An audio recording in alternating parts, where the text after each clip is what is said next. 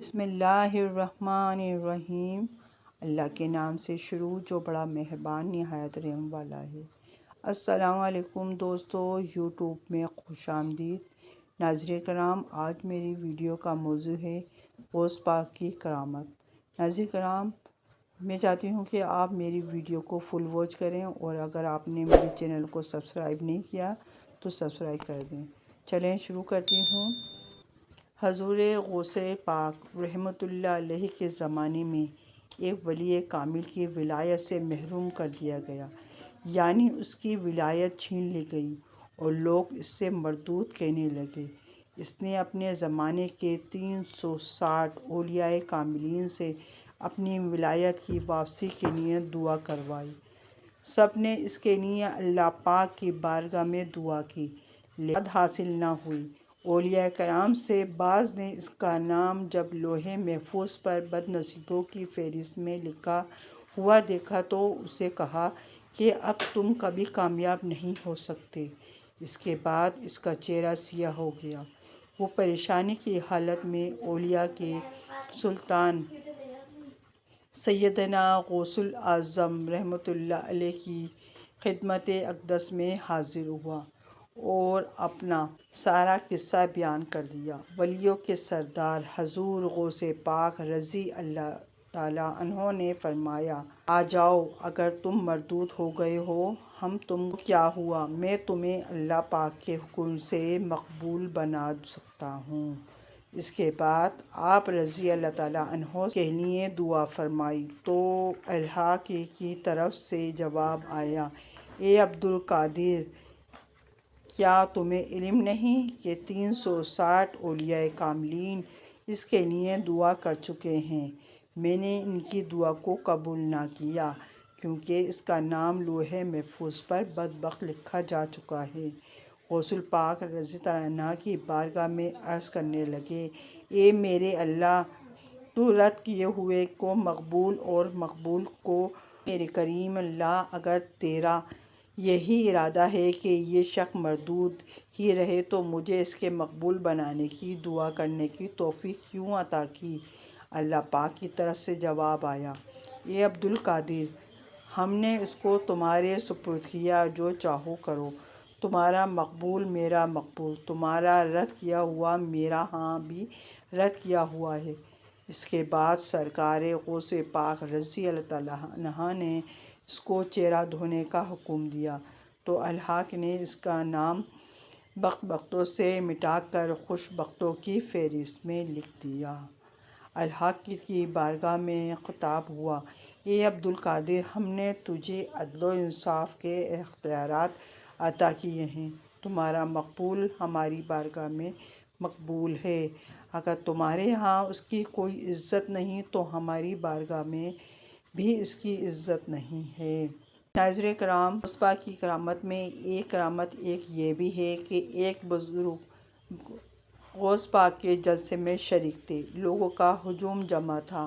آپ نے بزرگ کو اچانک حاجت پیش آ گئی۔ پہلے تو کنٹرول کرتے رہے، لیکن پھر بات برداشت سے باہر ہوئی۔ انہوں نے دائیں طرف نظر دوڑائی، 20,000 لوگوں کا ہجوم تھا۔ بائیں جانب دیکھا، 30,000 لوگوں کا ہجوم تھا۔ پیچھے نظر ماری تو 50,000 لوگ کھڑے تھے۔ ان لوگوں کو چیر کر باہر جانا ممکن نہیں تھا۔ حاجت اب کنارے پر پہنچ چکی تھی، اور اگر چند لمحوں کے اندر کوئی سبیل نہ بنتی تو بزرگ کو وہیں پر یہ مشکل کام کرنا پڑ جاتا۔ بزرگ کے سامنے دیکھا اور اپنے دل میں کہا، غوث پاک، میں کیا کروں؟ غوث پاک نے اس کی یہ بات سن لی اور اپنا ایک رومال ہوا میں پھینکا جو کہ تیرتا ہوا اس بزرگ کے منہ پر آ گرا۔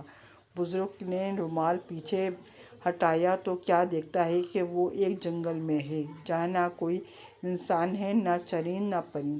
بزرگ نے ایک کونے میں رفع حاجت کی، پھر کہیں سے پانی لے کر وضو کیا، اور اب بزرگ سوچ رہا تھا کہ واپس اللہ کی محفل میں کیسے جانا ہے۔ رومال خود بخود بزرگ کے چہرے پر دوبارہ آ گیا اور اگلے لمحے وہ بزرگ واپس غوث پاک کی محفل میں پہنچ چکا تھا۔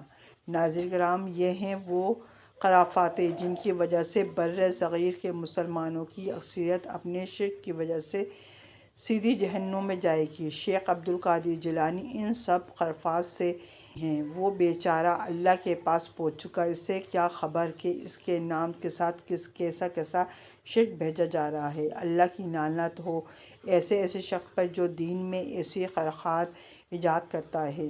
ناظرین کرام، ایک بار سرکار بغداد حضور سیدنا غوث پاک رحمۃ اللہ علیہ دریا کی طرف تشریف لے گئے۔ وہاں ایک 90 سال کی بڑھیا کو دیکھا جو زاروں قطار رو رہی تھی۔ ایک مرید نے بارگاہ غوثیت رحمۃ اللہ علیہ تعالیٰ سے عرض کیا، مرشدی، اس ضعیفہ کا اکلوتا خوبرو بیٹا تھا، بیچاری نے اس کی شادی رچائی، دولہا نکاح کر کے واپس دلہن کو اس دریا میں کشتی کے ذریعے اپنے گھر لا رہا تھا کہ کشتی الٹ گئی اور دولہا دلہن سمیت ساری بارات ڈوب گئی۔ اس واقعے کو آج 12 سال گزر چکے ہیں، مگر ماں کا جگر ہے، بیچاری کا غم جاتا نہیں ہے۔ یہ روزانہ یہاں دریا پر آتی ہے اور بارات کو نہ پا کر رو رو کر چلی جاتی ہے۔ ناظرین کرام، حضور غوث اعظم رحمۃ اللہ علیہ نے کو اس ضعیفہ پر بڑا ترس آیا۔ آپ رحمۃ اللہ علیہ نے اللہ عز و جل کی بارگاہ میں ہاتھ اٹھا دیے۔ چند منٹ تک کچھ ظہور نہ ہوا۔ بے تاب ہو کر بارگاہ الہی عز و جل میں عرض کی، یا اللہ عز و جل، اس قدر تاخیر کی کیا وجہ ہے؟ ارشاد ہوا، اے میرے پیارے، خلاف تقدیر نہیں ہے، ہم چاہتے تو ایک کن سے تمام زمین و آسمان پیدا کر دیتے، مگر بازائے حکمت 6 دن میں پیدا کیے۔ بارات کو ڈوبے ہوئے 12 سال بیت چکے ہیں، اب نہ وہ کشتی باقی رہی نہ ہی اس کی کوئی سواری، تمام انسانوں کا گوشت وغیرہ بھی دریائے جانور کھا چکے ہیں۔ ریزہ ریزہ کو اجزائے جسم میں اکٹھا کروا کر دوبارہ زندگی کے مرحلے میں داخل کر دیا ہے، اب ان کی آمد و رفت ہے۔ ابھی یہ کلام اس تک وہ کشتی اپنے تمام تر ساز و سامان کے ساتھ بہما دولہا دلہن و باراتی سطح پر نمودار ہو گئی اور چند ہی لمحوں میں کنارہ آ لگی۔ تمام باراتی سرکار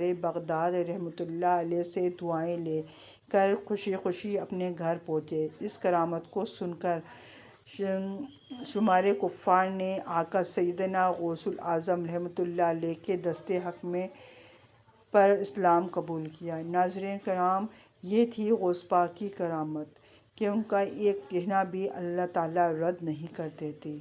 تو ہمیں بھی چاہیے کہ ہمیں غوث پاک کے وسیلے سے دعا کریں اور اپنی دعاؤں کو قبول فرمائیں۔ ناظرین کرام، اگر میری ویڈیو آپ کو پسند آئی ہو تو میرے چینل کو سبسکرائب کریں، بیل آئیکن پر آل کریں تاکہ ہر ویڈیو آنے کا نوٹیفیکیشن سب سے پہلے آپ کو مل سکے۔ اللہ حافظ۔